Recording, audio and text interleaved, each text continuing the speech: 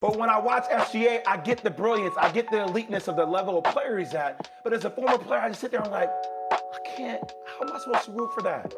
Look at how many times his feet land in the position of the defense where he then automatically falls. Why does he need to play that way? I get it's a championship man can win it all, but damn, that doesn't mean that I have to like it as a former player.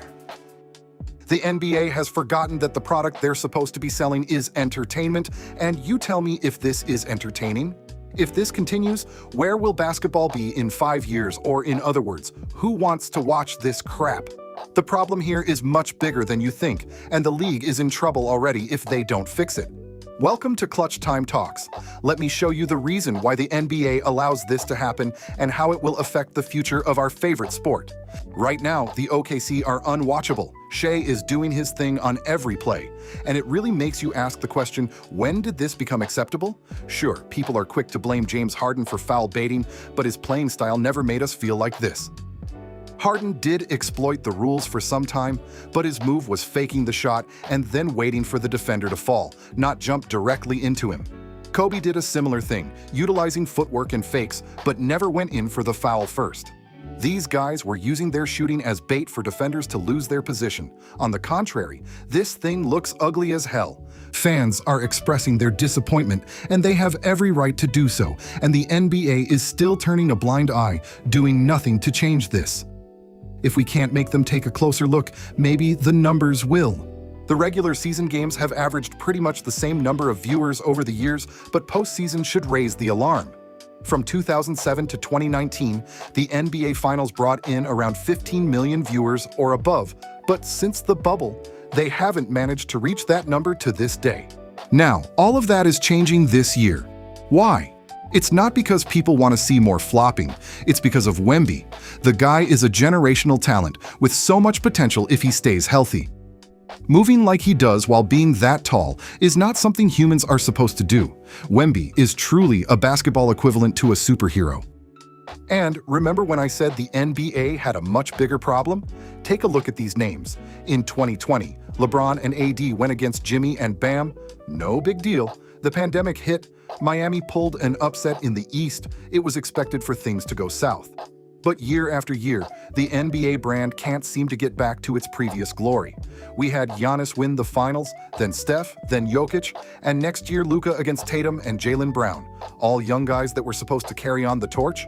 Nowhere near the numbers guys like Kobe and Curry could pull off. And the final nail in the coffin, last year's finals. I genuinely believe Adam Silver would have had a stroke if the Pacers won it all. I mean, the guy is trying so hard to promote SGA as the best player in the world, but people are not buying it.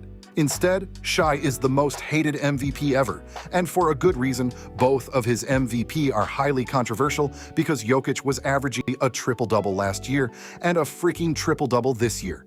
How do you average a triple-double and not win the MVP? By not being favored by the NBA politics? That's how.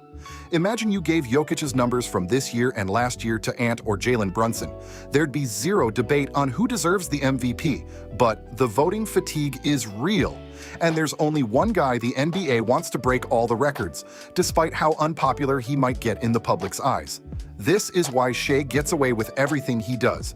Because the league needs someone to be the face of the league once LeBron, Curry, and KD retire, and they're aware they don't have him. Instead, they try to create one by shoving stats and accolades down our throats. But we were not born yesterday. Watching Shea and his Thunder buddies fly all over the court awakens no good feelings whatsoever.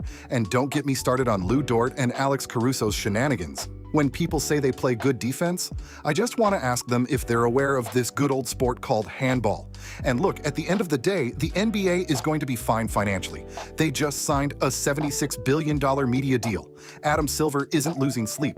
But no amount of money can buy reputation. And if they continue to allow this, it's going to go downhill even more. LeBron is 41 years old, Curry is 38, and KD is 37. These guys are on their way out, and the league knows it. Rich Paul, LeBron's own agent, went on record saying there won't be one next face, it'll be a collective, which is just a polite way of saying, we don't have one. That's where we are.